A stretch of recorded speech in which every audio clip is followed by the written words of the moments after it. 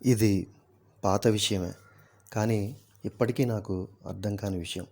ఇద్దరిలో ఎవరు ఉత్తమ నటుడు అని. ఎవరికి జాతీయ ఉత్తమ నటుడు అవార్డు వచ్చుండాలి అని. ఒకరు 'పుష్పలో' అల్లు అర్జున్, ఇంకొకరు 'కాంతారాలో' రిషబ్ శెట్టి. నా దృష్టిలో రిషబ్ శెట్టియే ఆ సంవత్సరం జాతీయ ఉత్తమ నటుడు.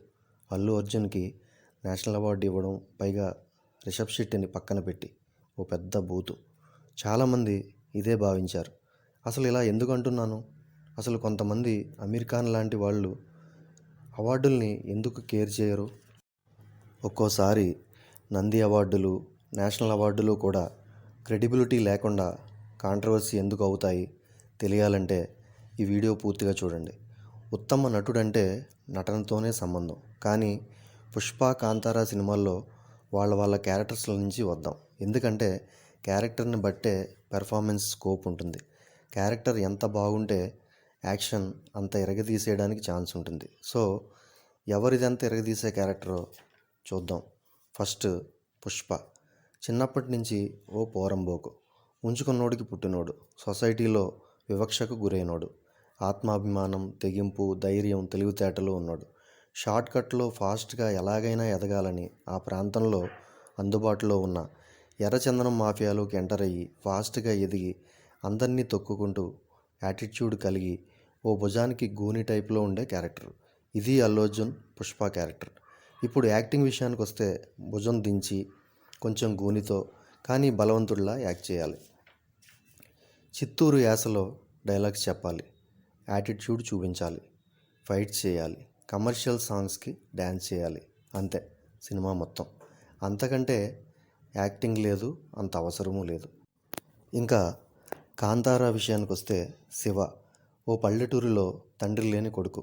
అల్లరి చిల్లరగా తిరుగుతుంటాడు. కానీ ఊళ్ళో అందరికీ తల్లో నాలుకలా ఉంటూ, ఊరికి తన వాళ్ళకి సమస్య వస్తే నిలబడుతూ, జమీందారికి విధేయుడిగా ఉంటూ, న్యాయం కోసం మంచి కోసం ఎంతకైనా తెగించేలా, ఎవరినైనా ఎదిరించేలా ఉండే క్యారెక్టర్.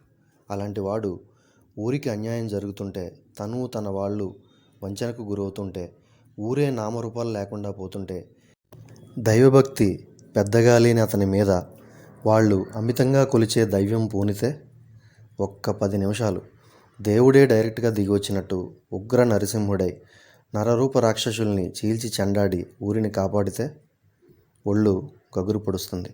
ఆ 10 నిమిషాలు రిషబ్ శెట్టి నట విశ్వరూపం చూసి నేనే కాదు, దేశమంతా, అన్ని భాషల్లోని నటులు, సినీ ప్రేమికులు అందరూ భాషతో సంబంధం లేకుండా ఫిక్స్ అయిపోయారు. ఈసారి జాతీయ ఉత్తమ నటుడు రిషబ్ శెట్టికే ఫ్రమ్ కాంతారా అని. కానీ ఏం జరిగిందో తెలియదు. రిషబ్ శెట్టిని తోసిరాజని అల్లు అర్జున్ ఉత్తమ నటుడు అయ్యాడు. నేను షాక్ అయ్యాను. బాహుబలి విషయంలో కూడా ఇలాగే జరిగింది. బాహుబలి ఫస్ట్ పార్ట్కి జాతీయ ఉత్తమ చిత్రం అవార్డు వచ్చింది. నాకు అర్థం కాలేదు అప్పుడు కూడా. కంక్లూజన్ లేని సినిమా, ముగింపు లేని సినిమా, ఏం చెప్పాలనుకుంటున్నారో పూర్తిగా తెలియని సినిమా, ఇంకో భాగం మిగిలే ఉన్న సినిమా ఉత్తమ చిత్రం ఎలా అవుతుంది? ఏం అర్థమైందని అవుతుంది? అలాగే పుష్ప కూడా ఎవరికీ అర్థం కాదు. కానీ తెర వెనక ఏం జరిగిందోనని మాత్రం అనిపిస్తుంది. ఎందుకంటే ఇక్కడ ఇన్ఫ్లుయెన్స్లు, లాబియింగ్లు పనిచేస్తాయి టాలెంట్ కంటే. This is India. ఇండియాలో అంతే.